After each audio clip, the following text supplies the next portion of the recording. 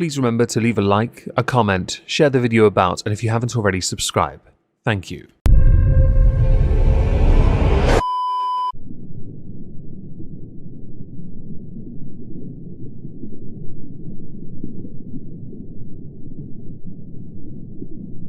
Well, isn't this just fantastic?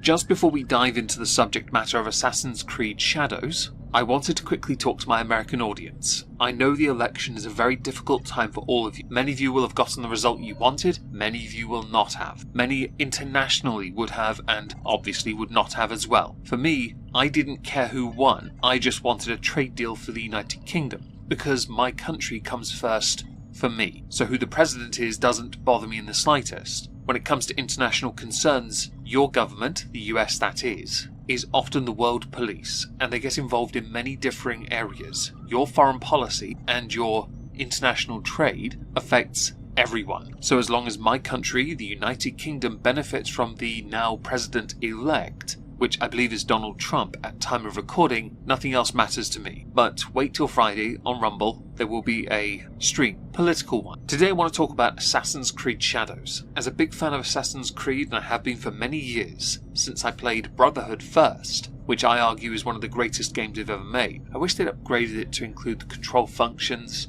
of like Assassin's Creed 3, yeah. Ever since then, I have played and completed all but 2, which is a strange thing to say, but there's a reason why. If you've played the games, you'll know that as the games have gone by, they've increased the size of the map and made the missions monotonous, the story repetitive, the present day stuff nonsensical, but also they've made the games so big that it's just not possible to sit, enjoy, complete.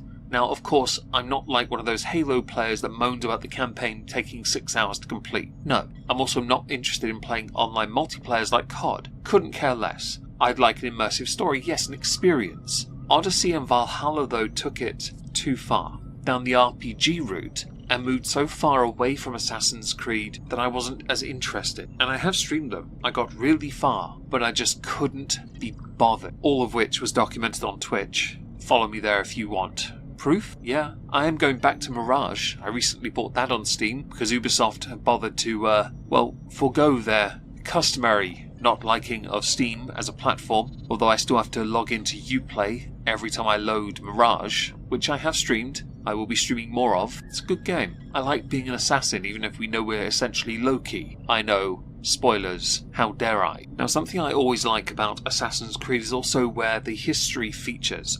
Our history. In each game, history has played a vital role in adding to the story, whether it be delving into the mythos in the more recent 3 games of Origins, Odyssey and Valhalla, with historical figures as well featuring heavily. A lot of the boss fights, main ones especially, have actually been derived from history itself. Rodrigo Borgia, Cesare Borgia, brilliant fights by the way. I do believe that Crawford Starrick is the only swerve in the list, as he's not a historical figure but an original character. The point still remains the use of history to tell the story is vitally important. That's now where we're going to go. I have within the Exhibition of Stupid People multiple times spoken about Ubisoft's newest endeavour, Assassin's Creed Shadows, which has been so universally panned for all the right reasons. It has been panned from the lowest oik all the way up to the highest of the highs. Societally, right? If we oiks and plebs are at the bottom, those who own the platforms we oiks frequent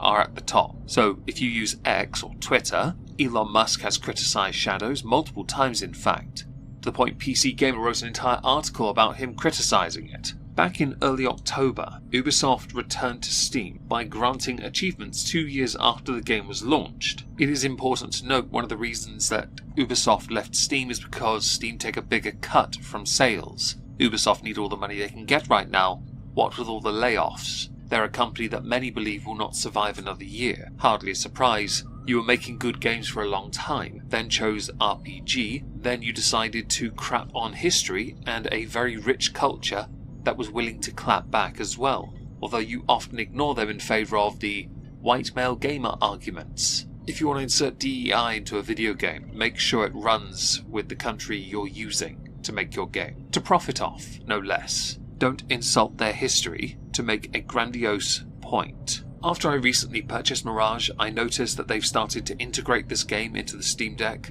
which by the way, makes me very happy as an owner of a Steam Deck, because I've played many of the Assassin's Creed games on handheld now. This would be 2, Brotherhood, Revelations, 3, Remastered, 4, which is Black Flag, and Rogue. Having Mirage on the Steam Deck is great. Of course, I wish all the games were on, like, the Switch or the Steam Deck, but Ubisoft, like Nintendo, like many companies, actually like to micromanage everything. If you didn't notice, I'd earlier referenced Ubisoft have Uplay, or it's now called Ubisoft something, you know what I mean, that stupid interface that when you load up on Steam one of their games, you also load up Uplay, or whatever it's called, Ubisoft Connect plus, minus, divide, bracket, cube rooted, whatever it's called, that. Okay, because they have to have you involved in that as well. I don't care for having to load in or log in to alternative accounts to get onto my game when already playing on a platform. It's a massive waste of my time, and I don't care about your little in-game rewards either. As many of you will know, with regards to Assassin's Creed Shadows, it has been pushed back. Recently, the Ubisoft boss, or one of them, says that it knows players think it has an inconsistency in quality, so they delayed the game to flip the script. The thing here is, one of your biggest things now is having an open world in all your games. Massive open world landscapes. But in a lot of your massive open world landscapes,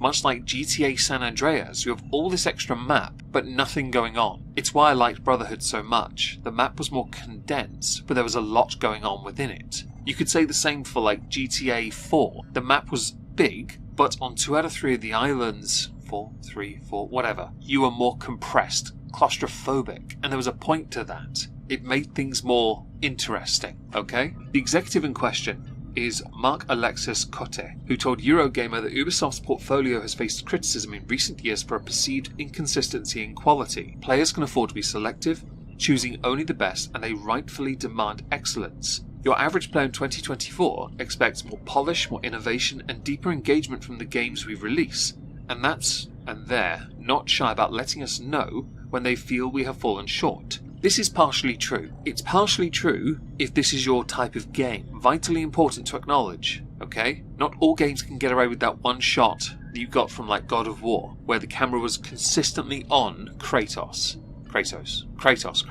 Christopher Judge. Teal'c, that guy. Yes, him, okay? Or on Atreus, when Ragnarok came about. Consistently on one of those characters, and it followed them. It didn't really cutscene much away from them. Not all games can do that and make it as immersive. A lot of the biggest games aren't that though, are they? They're like Roblox, Minecraft, heavily hacked first-person shooter games. The immersion is different depending on the player. For you, what really had you stand out was the stealth aspect that you made well and truly redundant in Valhalla. And you proved, by the way, if you followed the correct skill tree, you could just run into any base, run into any monastery, and hack your way to victory without using an iota of stealth. But in this game, Shadows, with what we've seen already, some of the main problems aren't necessarily about the map. They're about the story you're telling and the history from it. You put disclaimers at the start of your video games when you load them, not just about the historical accuracy and relevancy, but also the team, the diverse team of differing beliefs that made it. You used some of that to justify the wrong person giving you your historical information about your lead character, or one of them, who wasn't even a samurai in the first place. But alright,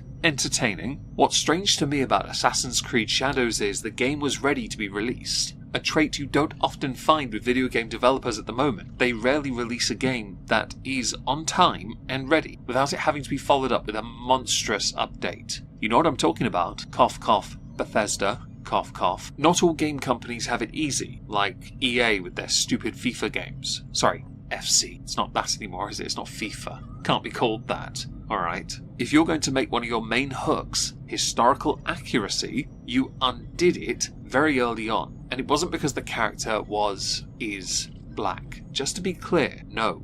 That wasn't the crux of the problem. Many latched onto it, wrongfully so. They got ratioed and lambasted for it. No, it's because in the past, characters have based in a time and used historical accuracy to tell a story. Slight perversions to include the assassins or the hidden ones when relevant, and the Templars by extension. But the story was still on point. This time, no.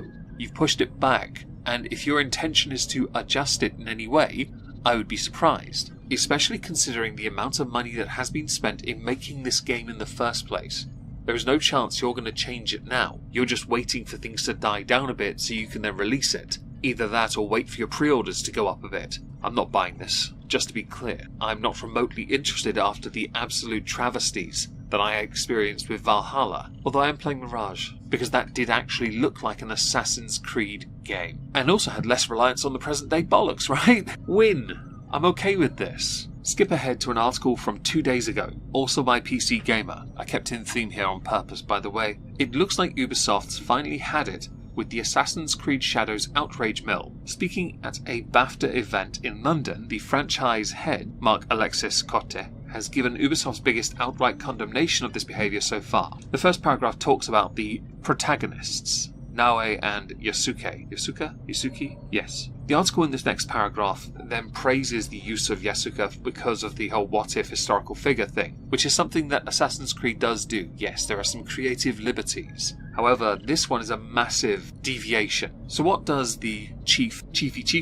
say about all of this, about the blowback, the mill as it was put at the start of the article? In Assassin's Creed Shadows, we highlight figures, both fictional, like Naoe, a Japanese woman warrior, and historical, like Yasuke, an African-born samurai. He wasn't that. While the inclusion of a black samurai in feudal Japan has sparked questions and even controversy, Naoe as a fictional character has also faced scrutiny for her gender. But just as Yasuke's presence in Japanese history is fact, so too are the stories of women who defied societal expectations and took up arms in times of conflict. If you're still reading the paragraph, you'll notice the pretentious nature of what he is trying to say here. Cotte also very much highlights the point made above, and that is nothing new for the series. Quote, "This isn't new ground for the franchise.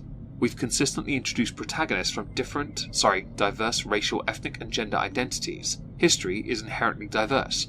You say that actually, that's another point, because you did make Odyssey and Valhalla canonically female. So you didn't really go with diverse for the protagonists at all. You stuck strictly with male and female. Just to be clear here. Racial, yeah, sure, which is the same as ethnic. Gender, no. You went with male and female. You didn't go with different gender identities at all. Don't try us. But you gave options to be male, and then the majority of the players chose the male anyway for Odyssey and for Valhalla, because Alexios was cooler, and Eivor, male Eivor, was also cool. I'm sorry, I just found them more interesting. We've consistently introduced protagonists, right, yeah, history is inherently diverse, depends on who's telling it, and so is Assassin's Creed and the stories we tell. So to be clear, our commitment to inclusivity is grounded in historical authenticity and respect for diverse perspectives not driven by modern agendas. Maybe you should take note from like Sabaton and just stick to telling the story instead of trying to insert what you think is the right message. Because of the RPG games, more and more players are walking away, and because of the trailer alone for this,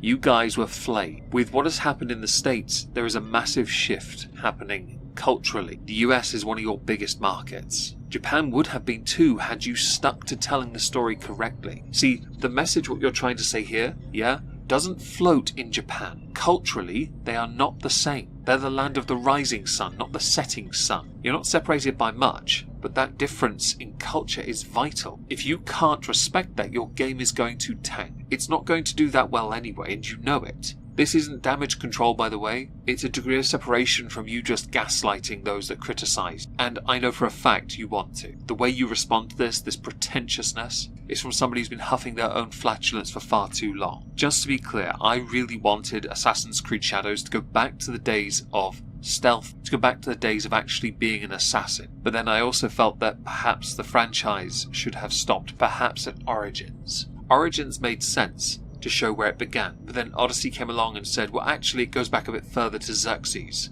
and Darius. And then Valhalla came along and dunked on the Greek pantheon by making it Norse instead, adding levels of confusion and inconsistency. Although Asgard did look cool at least. I'll give you that. I'm sorry this isn't the usual what we've been covering on the channel of late, but I like Assassin's Creed. I really do, and I've played it enough on Twitch. I really have. I've played it enough to say that I am a fan. I've got the books. I've even got a hidden blade somewhere. It's hidden so well I have no idea where it is. Hell, even the bookends I have in my living room are Ezio and Altair. I really am a fan. But I find this bull we're getting from Ubisoft to be so frustrating that I feel like I have to insert myself.